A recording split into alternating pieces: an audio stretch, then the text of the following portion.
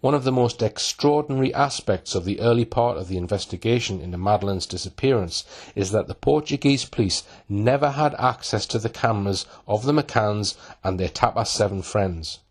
With the benefit of hindsight, this was a significant error. But I suggest that we can excuse the Portuguese police for that, since they were organising a massive search and being hounded by the frenzied international mainstream media in what they were led to believe by the McCanns was a hunt for an abducted child. Some journalists, especially British ones, were, in that very first week, vocalising bogus concerns that the Portuguese police were not pursuing the search for Madeleine vigorously enough. In fact, they drafted in hundreds of police officers to comb the area, and local villagers spent days searching high and low for Madeleine. We now know from several sources that the McCanns and their advisers searched through their cameras and those of some of their friends, ending up by producing 2 CDs of photographs for police use. They did not hand their actual cameras or memory cards to the Portuguese police. It seems the police were too preoccupied searching for Madeleine, so there is no way of knowing for certain whether these CDs handed to the Portuguese police on Wednesday the 9th of May, or possibly the day before, were a true record of all of the images taken on that holiday by the McCanns and their friends. However, evidence suggests that the McCann team only gave carefully selected compilations of photographs to the police. I will suggest, as we examine the evidence, that it is probable that many photographs that could have been incriminating in one way or another were deleted before these CDs were given to the police. Who compiled the CDs of photographs handed to the Portuguese police? We know now that at least 2 people helped the McCanns extract images from their camera or memory cards to prepare them to be given to either the media or on CD to the police. One was a relative of Kate McCann, Michael Wright, from Skipton, Yorkshire. Still more significant, the other person helping the McCanns was the powerful figure of Alex Woolfall, who was described in the press as Mark Warner's expert in crisis management. But he was much more than that. He was actually the head of issues and crisis management for the entire Bell Pottinger Group, the firm headed by public relations magnate Lord Bell, Lady Thatcher's former PR guru. Alex Woolfall's expertise appears to be more about rescuing the reputations of companies and individuals who are in a tight spot than in helping the search for an abducted child. His main expertise, like that of the McCann's chief PR spokesman Clarence Mitchell, was in manipulating the media. Bell Pottinger is a company who seems to be prepared to represent anyone if the money is right. Lord Bell told author Owen Jones that the McCanns had paid his company £500,000 to keep Madeleine on the front pages of British newspapers for a year. Lord Bell was quoted as saying, "I'm not really interested in what the McCanns think. They paid me £500,000 in fees to keep them on the front page of every newspaper for 1 year, which we did." Now the first question we might ask is, why was it necessary for 2 people, let alone 1, to help the McCanns prepare images for the police and the media, when the focus, after all, was on finding Madeleine? If the police really wanted photographs, why not just hand over their memory cards to the police?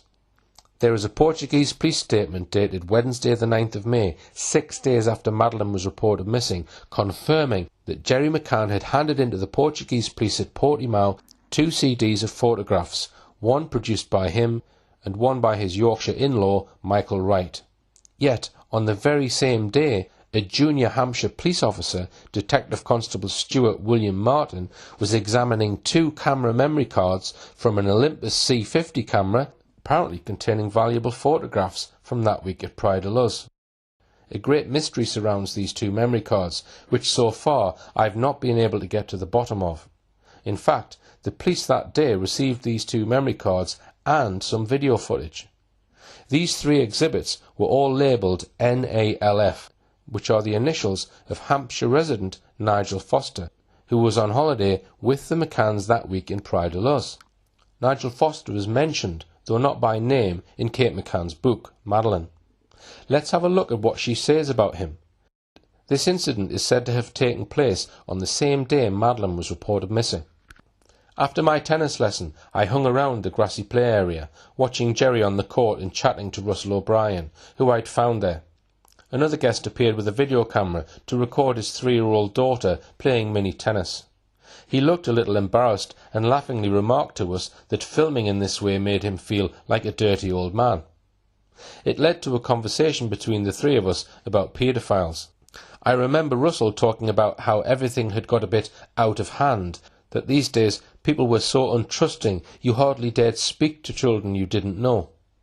What he was effectively saying was that the world had become paranoid, that he wanted his daughters to grow up with confidence and a sense of freedom.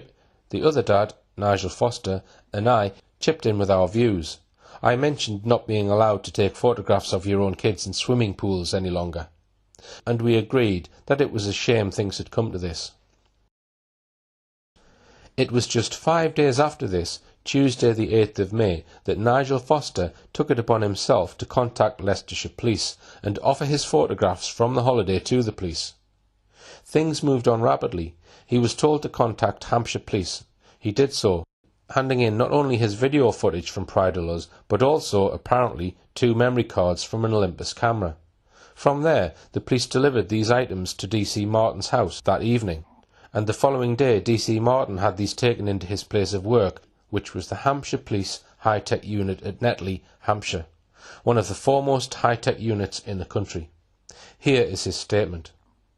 Videotape from Sony Handycam video camera, 64MB memory card from Olympus C50 camera, 32MB memory card from Olympus C50 camera.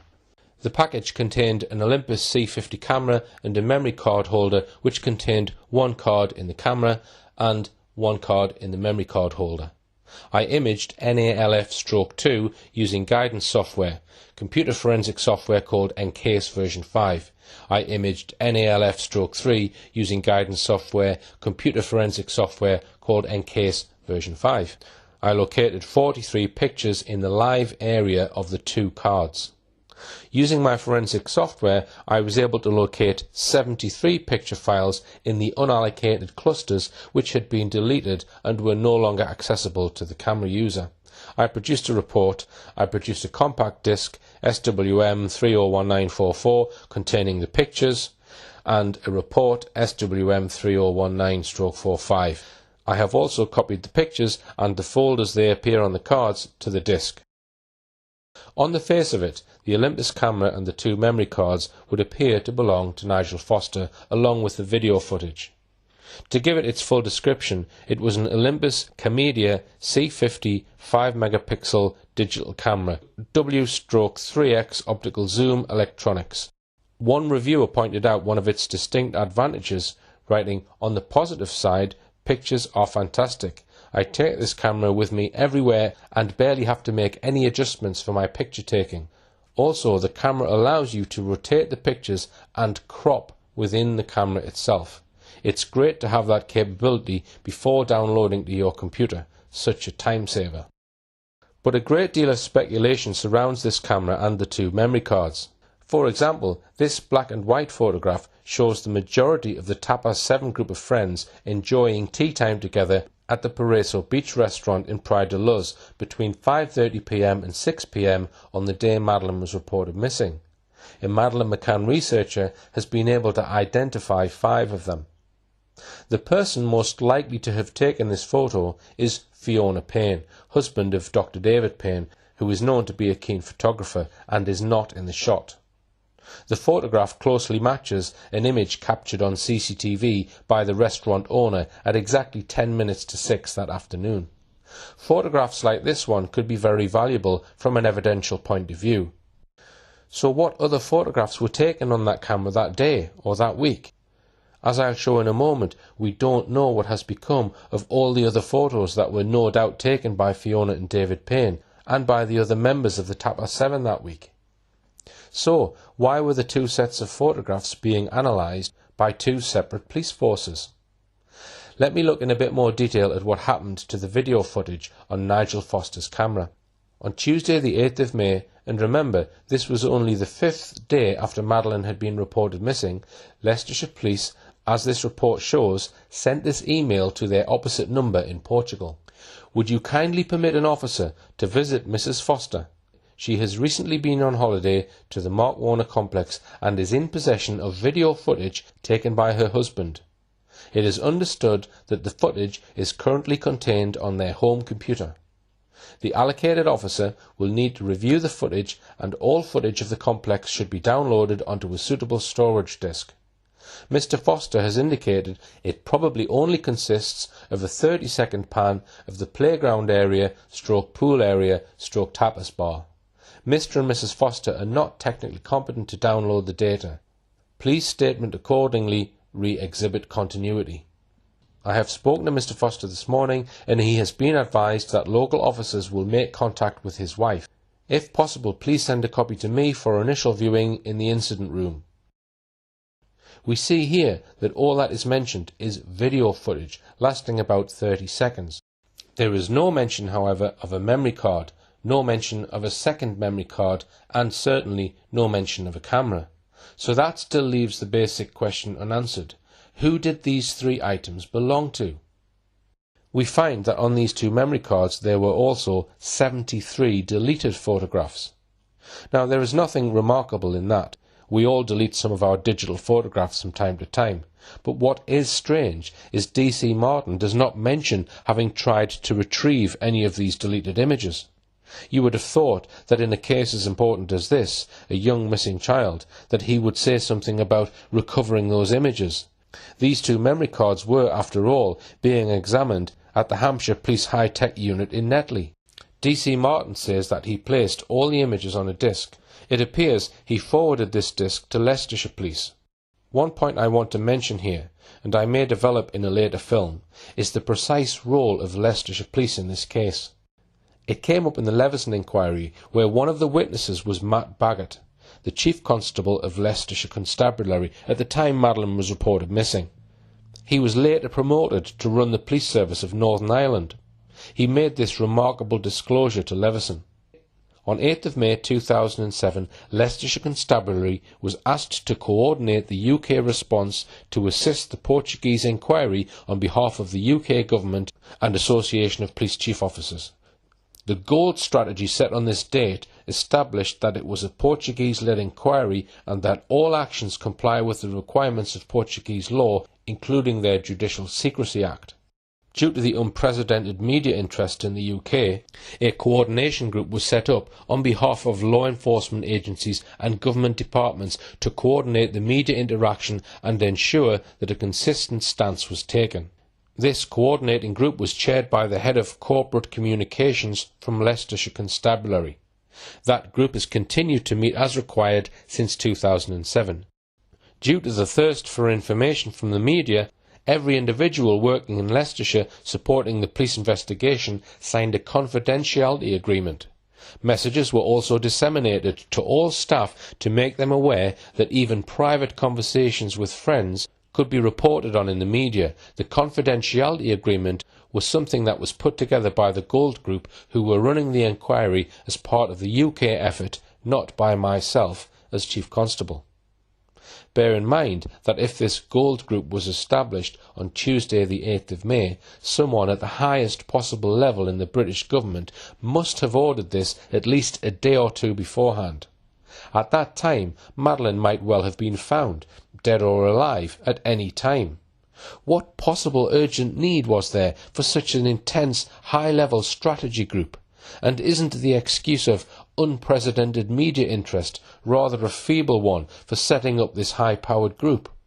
A similar excuse, the thirst for information from the media, was also used to gag anyone connected with the inquiry who had to sign an unprecedented confidentiality agreement warning them that any breach of confidentiality would result in being prosecuted under the Official Secrets Act.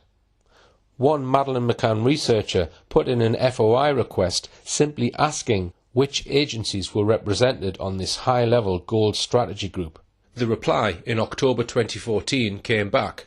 Leicestershire Police can neither confirm nor deny that it holds the information you requested, as the duty in Section 11A of the Act does not apply by virtue of the following exemptions: international relations, investigations, law enforcement. Section 27 recognises that the effective conduct of international relations depends on maintaining trust and confidence between governments.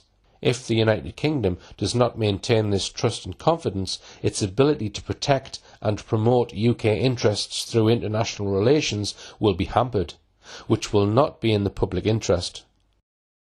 So, unable to even confirm or deny whether they even had information about which agencies were represented on that all-important strategy group, I would take an educated guess that government security agencies were well represented on that group.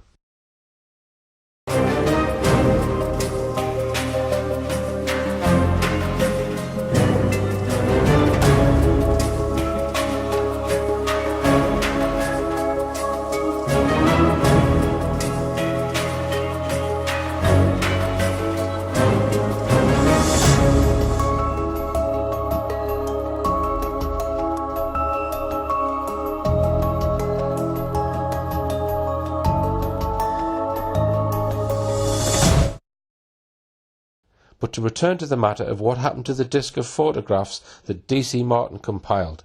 In the Portuguese police files, we find this short report from Inspector Ricardo Paiva. I can confirm that photographs from a CD provided by Leicestershire Police were visualised and analysed. These referred to photographs taken by the Foster's family during their holiday at the Ocean Club between the 28th of April and the 5th of May 2007. Upon analysing these photos, the result was that there was at least one photograph where some of the individuals making up the group of friends of the McCanns couple were visualised, nothing relevant being found for the investigation. So, after the effort of examining 2 memory cards, whosoever they really belonged to, and a short video clip of 30 seconds, all that they had was one photo with some of the Tapper 7 on it. But perhaps what is of more interest is what was happening to some other photographs down in Portugal. On the very same day that D.C. Martin was downloading digital photographs from 2 memory cards from the Olympus, Jerry McCann likewise was handing in 2 computer disks of photographs to the Portuguese police in Portimao. And these images, apparently 113 images and dozens of duplicates, we can see in the Portuguese police files. And they are mostly or all from the holiday.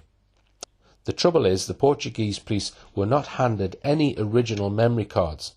It appears just images scanned into PDF format and then put onto a couple of CDs. Nearly all of the images appear in the files as grainy, poor quality black and white images. Colour photographs taken by the Portuguese police which appear in the police files are reasonably clear, so why do the images provided on a CD by Jerry McCann look like this? A volunteer Portuguese translator known as Album has analysed these black and white images and made these introductory comments on them. He says there are 97 pages of images, mostly black and white silhouettes, many duplicates. Almost all of the black and white images do not readily permit identification of the individual. They were created for the PDF using what is known as black and white scanning and printing. Just 3 of the images were produced in both black and white and in colour, namely the 3 playground photographs that we have already seen. It seems odd that just these 3 pictures have been made available in colour. Why couldn't Jerry McCann have made them all available in colour? But the lack of colour is not the only problem in making use of these photographs. There is no information about which camera or cameras they came from. A Portuguese police officer, Ricardo Paiva, simply states the following. On this date, Tuesday the 9th of May, I state that the photographs contained on the 2 CDs delivered to this police force by Gerald McCann and Michael Wright have been visualised and analysed. Some of them are from the holiday period that the McCann family spent at the Ocean Club in Praia de Luz, beginning on the 28th of April 2007.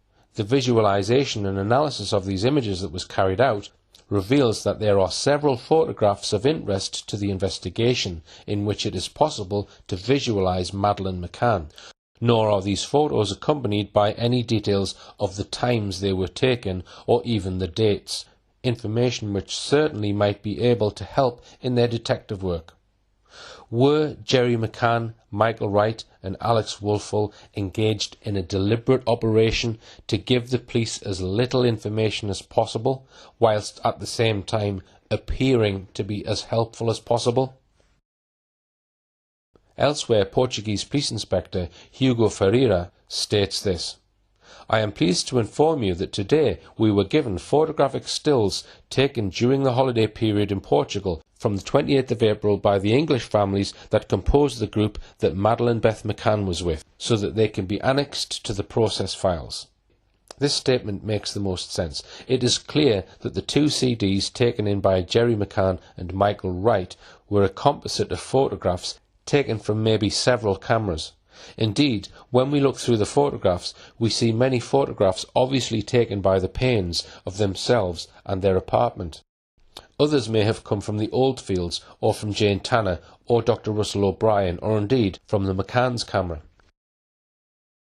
There is still some doubt about whether the McCanns' camera was the Canon or the Olympus examined in Hampshire, or both. But as I shall show in a moment, we do know, at least, that the famous last photo was definitely taken on the Canon, shown clearly on the table in the lounge of the McCanns' apartment when the Portuguese police took their first photograph of the scene. One issue that becomes clear as we examine these black and white photos is that some of the photos appear to have been tampered with before being put on the computer disks. Take this one, for example, which is a cropped duplicate of another photo.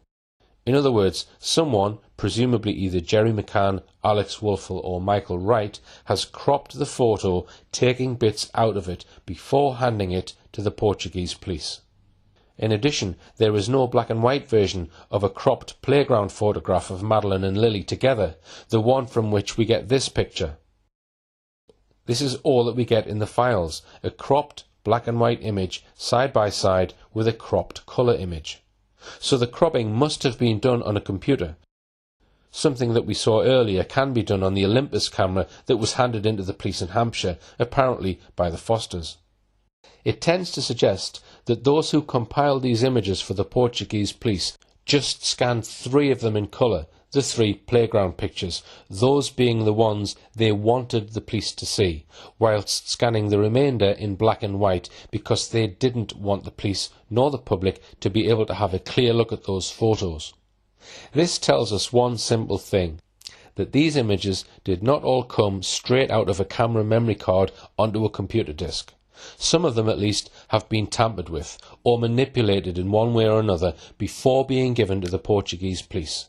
And is it possible Jerry McCann, Alex Wolfel and Michael Wright made sure that any inconvenient and embarrassing photographs were never put on those 2 computer disks in the first place? The Portuguese police received the 2 disks of photographs on the 9th of May. The very next day, both the McCanns were in the police station answering questions. Kate McCann had her camera, presumably the Canon, with her in the actual police station and was looking at the photographs and making notes on them. Were the Portuguese police duped into thinking that they had got all the relevant photographs from that camera on those 2 disks the day before? Michael Wright was aged 44 on the day Madeleine was reported missing. He had married Anne-Marie, a cousin of Dr. Kate McCann. He was military trained and was said at the time to have been a partner in an IT company. Michael Wright and his wife and the McCanns used to meet up from time to time, mostly at family events. Once in 2006 and once in February 2007. Their families were close and they stayed in each other's houses. The first Christmas after Madeleine was reported missing, the 2 families spent Christmas together. At a hearing in the long-running McCann v. Amaral libel trial in September 2013, Michael Wright admitted to extensive monitoring of Madeleine McCann discussion forums on the internet. In the court, he referred to extensive notes he had made in green ink to prepare for giving his evidence. The judge in the hearing saw these notes and asked him about them. He said he had written them up the night before in his hotel room. In a written statement to the Portuguese police, Wright said that he caught the plane from Leeds Bradford Airport to Faro on Saturday the 5th of May, initially staying in an apartment in the same complex as the McCanns. He says he returned 6 days later on Friday the 11th of May for a weekend with my family. It seems that one of his main tasks whilst he was in Portugal for those 6 days was to select and maybe manipulate a series of photos in order to produce a computer disk for the Portuguese police on the 9th of May. Meanwhile, the head of public relations at Bell Pottinger, one of the world's biggest PR companies, Alex Woolfall, was working on another similar or parallel project. He was also helping Jerry McCann with photographs in his camera, as this report in the Times on the 6th of October 2007 informs us. The McCanns had photographs of Madeleine on their digital camera, which Mr. Woolfall began transferring to a laptop computer. I said to Kate, let's try to identify pictures where her face is visible. Downloading the images was a very difficult process for them. It was upsetting. Mr. Woolfall transmitted the photographs to the Press Association in London, from where they were distributed to the media. The portfolio included the now famous image of Madeleine wearing a hat on a tennis court. That's the so-called tennis balls photo, by the way. So that article in the Times made things very clear. PR man Alex Woolfall had access to Jerry McCann's camera and memory card and was transferring the photos onto a laptop computer. And of course, if he was transferring them, he could at the same time have been deleting, amending or cropping some of them. So, exactly when was Alex Woolfall transferring these photographs from the McCann's camera to the computer? He maintained that he flew there on Saturday the 5th of May. But in fact, the flight records show that he travelled there on Friday the 4th of May, the very day after Madeleine was reported missing. Why did he have to be there the very next day? A senior member of one of the world's most prestigious PR companies. Madeleine could even have been found during this flight to Portugal. Why did he rush over there? What was his mission exactly? Why did the top man have to go? Why couldn't one of the more junior staff fly out there? And how exactly could any public relations officer search for Madeleine? The Times article told us he was transmitting photographs to the Press Association, and we now know that one of the first photographs he transmitted on Saturday the 5th of May, according to the data, was the controversial tennis balls photo that we looked at earlier. It seems clear also that Woolfall was behind the sending of this photo to the Press Association on Friday the 4th of May as well. That was certainly quick work if he had only just arrived there that day. And it was this very iconic photograph of Madeleine that appeared on the front cover of Kate McCann's book Madeleine 4 years later. It would mean that Woolfall was not only in Praia de Luz on the day after Madeleine was reported missing, but before the day was out, he had met the McCanns, got their camera, and was already sending images from that camera to the Daily Mirror that day. Madeleine in the red dress, and to the Press Association the next day, the tennis balls photo. But here's a strange fact that was picked up by a sharp-eyed poster on the Complete Mystery of Madeleine McCann forum. No one else seems to have picked it up. Here's a new report that appeared in the magazine PR Week, the public relations rag for the public relations officers. This article appeared on the 9th of May issue of PR Week. The head of risk and crisis management of one of the world's biggest PR firms, Alex Woolfall, had been dispatched to Portugal, so this was clearly a significant news item for the journal. But look at the two lines underlined in red. Mark Warner brought in Resonate on a generic brief a week before 3-year-old Madeleine was kidnapped. Now this is very odd. Resonate is simply a subsidiary of Bell Pottinger. There is no explanation at all of why they were sent the week before. What public relations need did Mark Warner have in Praia de Luz the week before Madeleine and her family were there? None that I am aware of or can even think of.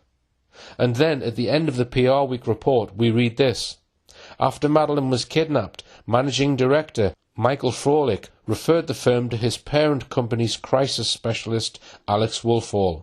Froelich and Resonate director Tricia Moon are helping liaise with the British consul in Portugal, the Portuguese police and the Portuguese and UK media. This seems like an astonishing coincidence. Handily available to the powers that be at the very moment Madeleine was allegedly kidnapped were no less than Michael Froelich and Tricia Moon, the managing director and director, respectively, of Resonet, a subsidiary of probably the UK's #1 public relations firm. And already Resonet was liaising with the British consul. It was the British ambassador and consular staff who dramatically and successfully intervened when the Portuguese police, 2 days after Madeleine's reported disappearance, wanted to seize some of the McCanns' clothing. After this intervention, the McCanns washed their clothes, thus preventing the police from subjecting them to forensic analysis. I am going to suggest that there is evidence pointing to Madeleine having died on the Sunday that week. Is it possible that the bosses of Bell Pottinger sent the managing director and director of their subsidiary company Resonet on ahead, as it were, to make some initial inquiries and undertake an early assessment of the situation in advance of their big guns jetting to Praia da Luz on the day after Madeleine was reported missing?